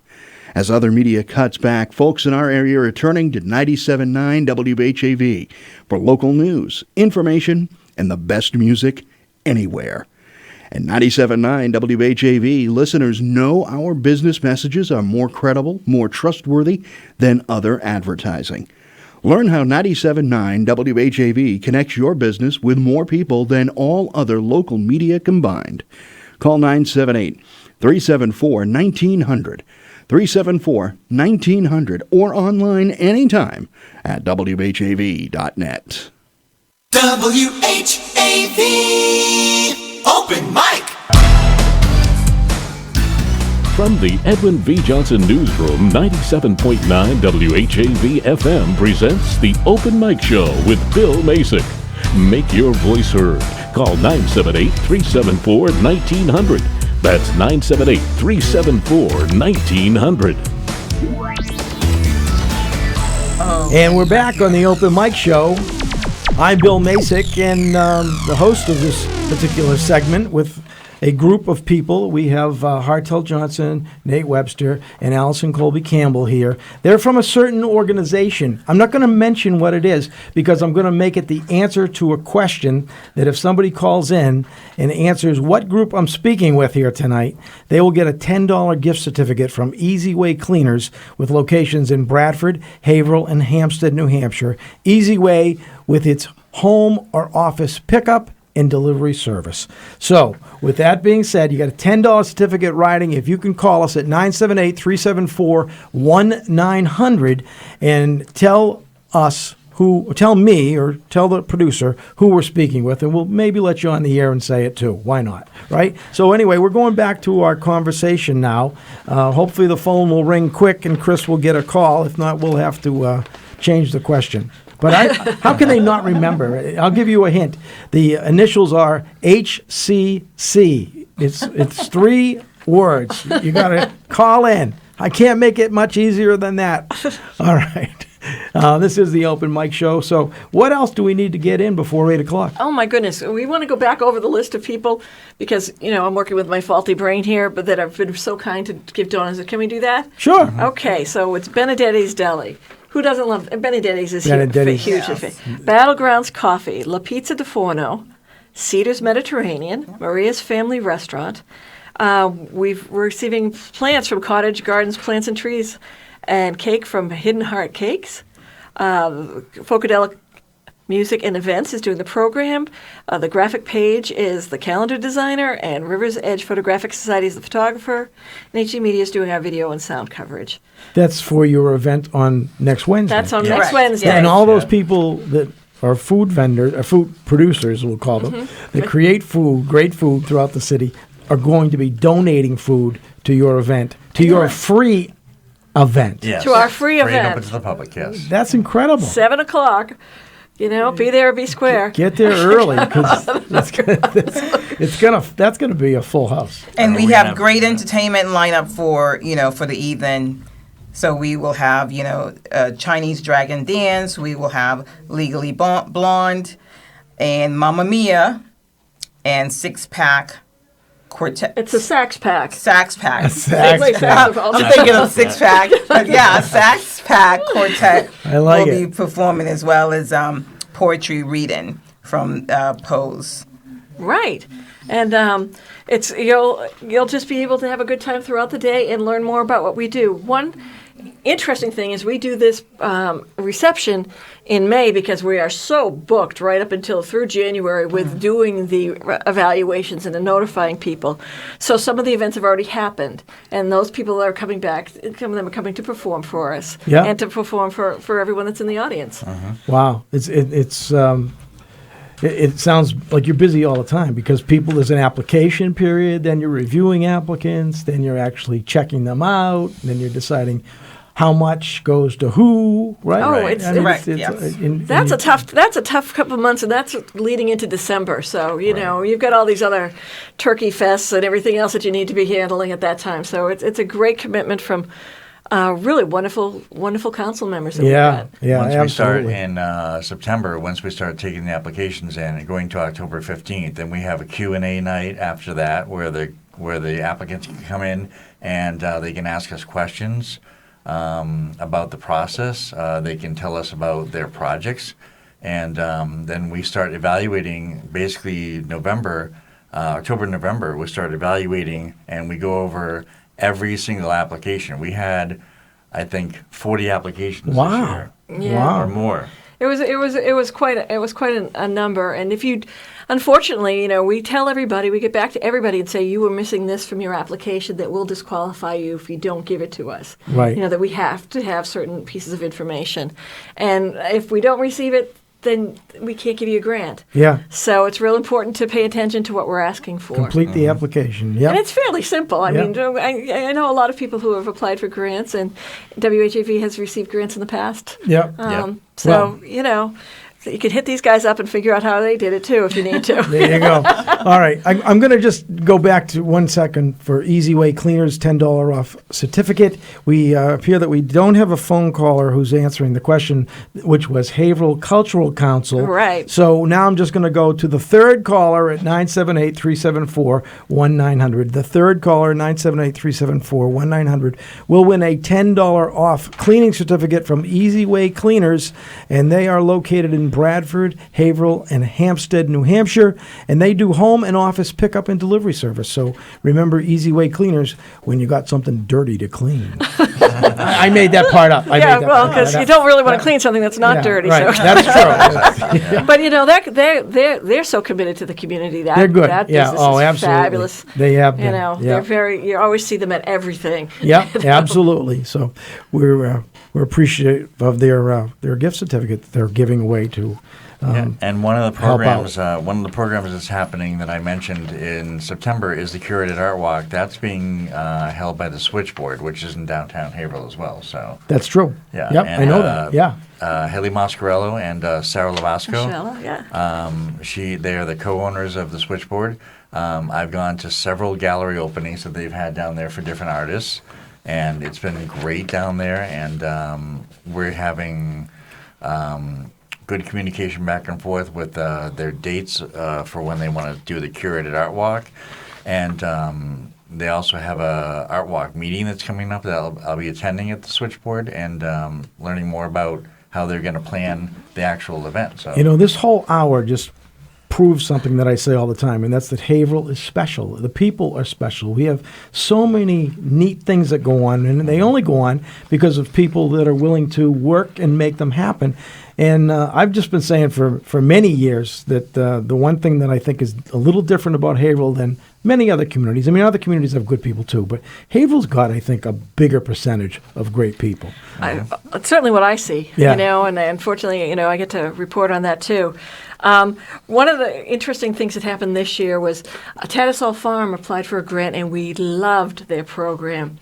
And the person who had applied for it on their behalf was someone that worked there, had to leave. And so we've been working with them at Tattersall Farm, and we just found out last week that they have put together the program a bit smaller than originally intended, but they're back and they're going to be able to do that. Right. And it's going to be educating fourth graders about Yeah, that's another farm great place. life. It's It fabulous. teaches kids, and it's a great place to go and just enjoy It's great hiking, too, out a there. nice sunny day if you can find one. Yeah. No, they're coming. They're coming. I think we've got all the rain done, so now we got to get into the dry season a little bit. And I believe one of their first events is on May 17th. Yep, that's coming right up on May 17th. And they're going to introduce the students to, Tattersall Farm is one of Haverhill's cultural treasures, and they're going to be learning about conservation and history and to instill a passion for nature. There's bird walking and other things like that, bird watching that will be part of those Cool. classes. Very nice. Yeah. Very nice. So the Haverhill Cultural Council is having its big event. I want to just get this in total one more time before we run out of Okay. time. All right. So the Haverhill Cultural Council, which I have the three top chairs. We got the chairperson, the vice chairperson, and the money treasurer, man. the money man. That's right. That's right. All here in studio at one time. And they are here because they have a big event coming up next Wednesday night, May 15th. It's going to be at the Citizen Center. Starts at 7, but Right. will the doors open a little bit early? They'll open a little bit early. Yeah. We're having the Sax Pack, which is a saxophone group, perform for us. They're starting at, I think, 6:45. Okay, so maybe between 6:30 and 6:45, the doors will open. People will be able to filter in. As long as we get all the decorations up. And as long as the food is already on Yeah. display. Or is that something that comes later in the event? No. We're going to do it from the beginning so that people okay. can snack and, Munch nibble and watch and listen. learn. And We're also hoping that people say, hey, that's a great event. I'd like to volunteer for that one. So we're trying to match There you go. volunteers up with the different programs that we have. Great. So that's your big event. And then, of course, we have the multicultural, what do you call it, event? Fest. Multicultural Fest. That's coming up in 2020, but it's being designed now. And on July 20th, 2019, coming up just a little over a couple of months? A couple months. Just about, yeah. Yeah. So anyway, that's coming up, and that's going to be a big fundraising event. Correct. And so people should plug into that and support the Multicultural Fest, which is going to be happening. The big event is in 2020. Yes, and I also want to kind of highlight on the 18th, if you're available for a wood engraved demo by Abigail Rohr. That will be at the Museum of Print at 15 Thornton Avenue from 10 a.m. to 4 p.m. May 18th. Okay. So that's at the Museum of Printing. Now, if people want to see all these events, you've got a whole list of pages of things that are going on. Well, there are Are they online someplace? They will be. Okay. We hand out an annual calendar at the event. At the event okay. that you won't get to have, but we'll mail Well, you I one. have a conflicting I know you do. engagement. My But, clone isn't available. You've been so generous with your time here. Well, You've done. You guys have double been duty. great guests too, and I really appreciate all the information and all you do for the city. And can't thank you enough. And I appreciate you coming in this evening. We do have a couple more minutes. Nate, you want to hum a few bars of something? Let's just give out the email address again. If anyone wants to get any information about the council, if they want to volunteer, if they want to RSVP for the event, it's haverhill.grants, grants, @gmail.com. Great. All right. Well, thank you very much. Thank you. This is Thank the Open you. Mic Show. And let me just mention, Allison Colby Campbell, Hartel Johnson, Nate Webster are part of the Haverhill Cultural Commission, but maybe council, but maybe you could be too, right? Sure. Definitely. Just contact the mayor's office if you're interested in all these ongoings, and if you want to get active in the community, you meet some great people that you work with as volunteers, right? And Yes. and you don't demand of people that get on these, if they have a conflict in their schedule or can't make certain things, they can always miss a meeting or something. The only thing that you can't do is you can't miss 3 meetings in a row during the grant evaluation season. Well, that makes so sense. from September through December, Sure. you can't miss 3 things in a row. Yeah, but if they don't like it, they should just resign. But if We they want miss, we want to encourage people to get involved. That's right. Once you Exactly. get involved, you can learn so much. So that's what I'm trying to say here. Get out, get involved. I think that's perfect. Okay, that's it. Thank you, Hartel. All right, we're going to wrap it up. This is the Open Mic Show every Monday night, 6 to 8 on WHAV right here in Haverhill. Is the only place you can really hear and see the production of the Open Mic Show. I'm Bill Macek. It's been a pleasure being here with my guests this evening. I want to thank them for coming in, and we'll have more happenings next Monday night, 6 to 8 on the Open Mic Show right here on WHAV 97.9 FM. Open mic! Join Bill Macek live.